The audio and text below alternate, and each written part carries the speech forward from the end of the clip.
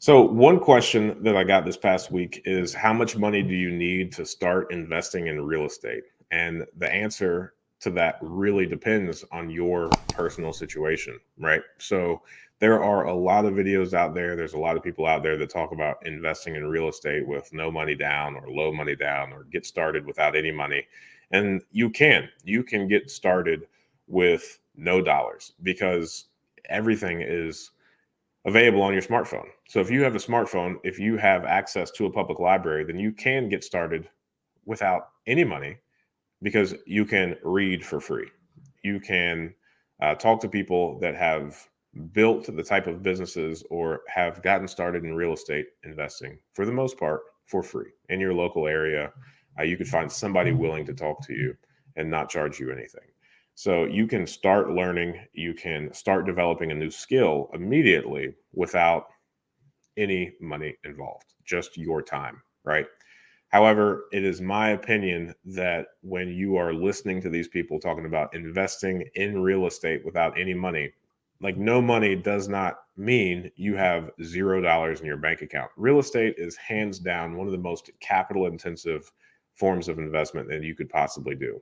When you buy a stock, when you buy a share of a business, the chances that that stock is going to turn around and immediately ask you for more money is very slim. With real estate, from the moment your name goes on the deed, that property can request more money from you. You are going to need to have cash on hand in order to sustain any type of real estate investment. Toilet could go out at any time. A pipe could burst at any time. A furnace could stop working at any time. If this is a flip that you're doing, perhaps you can wait on the furnace for a bit, right? Perhaps you could give the seller or the buyer a credit at closing for the furnace.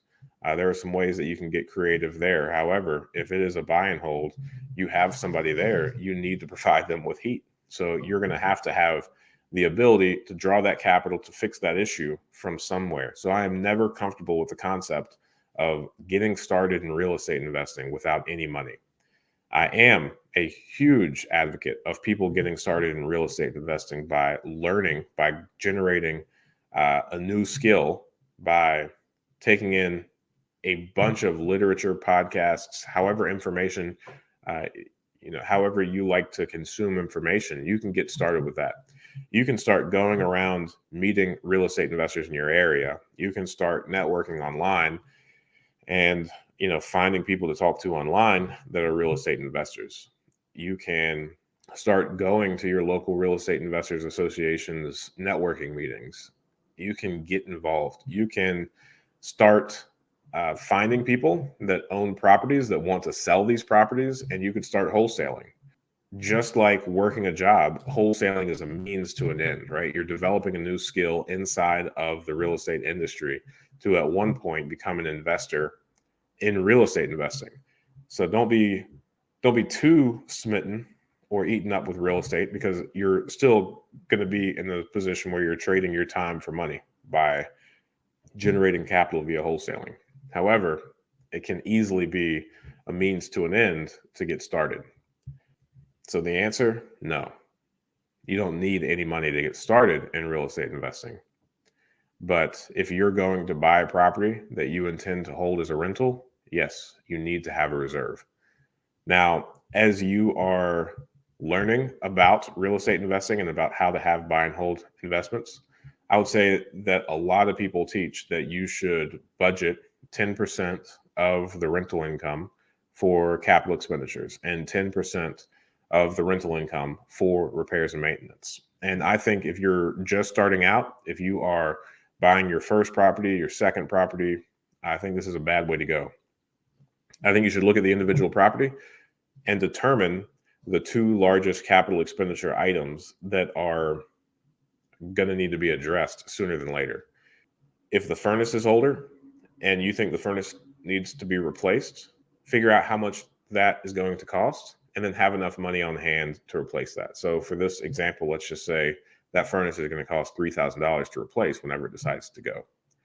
If you see that the roof is older and it's going to need to be replaced at some point, and you get a quote for $7,000 to replace that roof, then you need to have the cash on hand to handle that. Those are the largest two things on that property that could go wrong with this particular property. It could be different for another property. It could be the water heater in the driveway.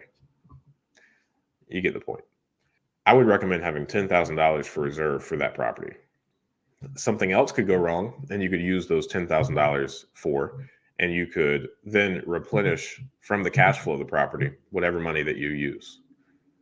But thinking that you can get by with owning a property with zero money in reserves and then budgeting 20% for capital expenditures and repairs and maintenance and set that aside on a monthly basis, that's a way to get yourself in a little bit of a cash crunch pretty quickly. I would not recommend that. Furthering the point of investing in real estate with no money doesn't mean no money. Thanks for watching that clip. I thought that was a good question. And I think you can ask good questions too. Join us every Friday morning at 8 a.m. Eastern Standard Time for a live stream Q&A where we answer plenty of questions just like this one.